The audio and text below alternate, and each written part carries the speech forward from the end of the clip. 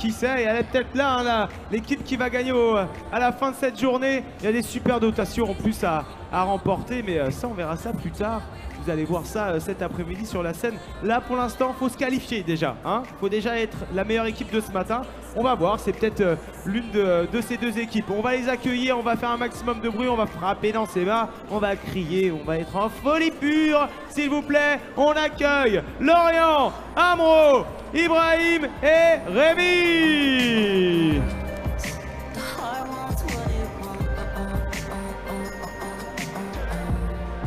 Et la deuxième équipe qui va les rejoindre, ils sont juste à côté de moi.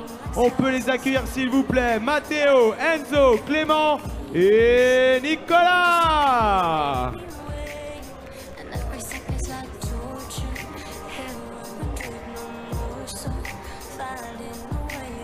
Ici on est sur Nintendo, eh ouais, c'est l'espace compétition, eh ouais. J'espère que vous êtes vraiment ravis de nous retrouver ou de rester avec nous tout au long de cette journée. Eh ouais. On a énormément de monde, j'espère vraiment que vous allez vous régaler. Et c'est parti avec Splatoon, phase de qualification, c'est maintenant.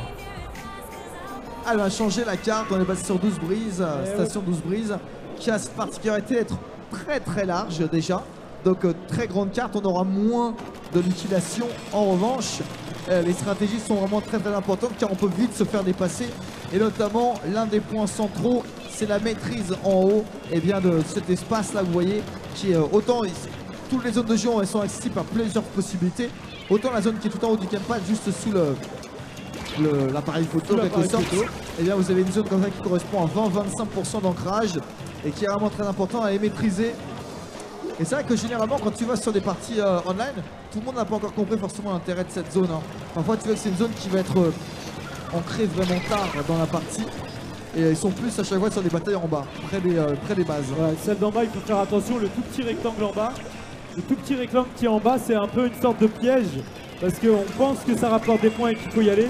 Mais c'est très proche de la base de départ des deux équipes. Et du coup, moi je conseille toujours de jamais y aller avant la dernière minute, voire les dernières 40 secondes.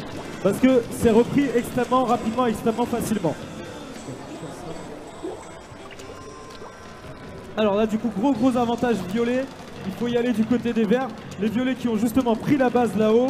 Les verts qui essayent de revenir. On va voir au niveau des duels comment ça se passe. Là on voit la team A, on a un focus sur la team A. Oula, aïe, sur la droite de l'écran, le player 4 qui pouvait rien faire. Il est arrivé face à deux ennemis, deux adversaires. Donc on voit les violets qui ont pris le contrôle du haut de la map et qui maintenant le protègent. Là on voit le player 8 sur la droite qui est parti vers la base des adversaires. Il vient de se faire liquider. Mal lui en a pris. Ah oui, le player 4 qui en a liquidé deux d'affilée. Il se prend sa revanche depuis tout à l'heure. Est-ce qu'il va en faire un troisième? Ah dommage, il a failli faire un double kill. Allez voilà les verts qui ont liquidé pas mal les violets là. Ils vont pouvoir avancer. Je pense que là ça va être, là maintenant on est dans un moment décisif. Les 30 prochaines secondes vont vraiment être décisives. Alors on voit le joueur en haut à droite là, le joueur, c'est le joueur 3 qui, moi à sa place j'aurais pas du tout fait ça, qui est resté en haut et qui a jeté des bombes splash complètement au hasard en fait, parce qu'il savait même pas qui était en face de lui. Et dès qu'il a touché le sol, il s'est fait liquider. C'est bizarre parce qu'en fait il a lancé des bombes splash sur des zones où il n'allait pas aller, alors qu'il était sur un terrain qui était ennemi. Alors il a déjà dû commencer à mettre des bombes splash en bas, histoire de pouvoir nettoyer le terrain et de pouvoir arriver. Après envoyer des bombes splash un peu loin, ça va aussi pouvoir recouvrir des zones de terrain. Il a peut-être vu sur le gamepad une zone qui était pas de sa couleur. Je suis d'accord, il y avait sûrement une logique, mais c'était pas du tout la bonne chose à faire. Il fallait tout de suite descendre et avancer pour aller chercher la grosse zone. C'était vraiment la chose à faire. Et surtout que comme on l'a dit, les bombes splash c'est très puissant. Il faut les utiliser à bon escient et ça utilise énormément d'encre. Donc dès qu'on lance une bombe splash, juste après il faut recharger son encre. Donc c'est un petit peu une perte de temps. C'est dommage, là, le joueur 8 là, qui avait fait un bon move. Bouclier en face de lui, il est parti se cacher. Et il est revenu pour pouvoir se venger sur le joueur bouclier. Il faisait plus attention à lui, mais il a raté son adversaire. Les verts qui remontent, aïe. Non, il leur a peut-être manqué 5 secondes là. On va voir, ça se trouve ils ont gagné. Ah, bravo, 10% bravo, quand même.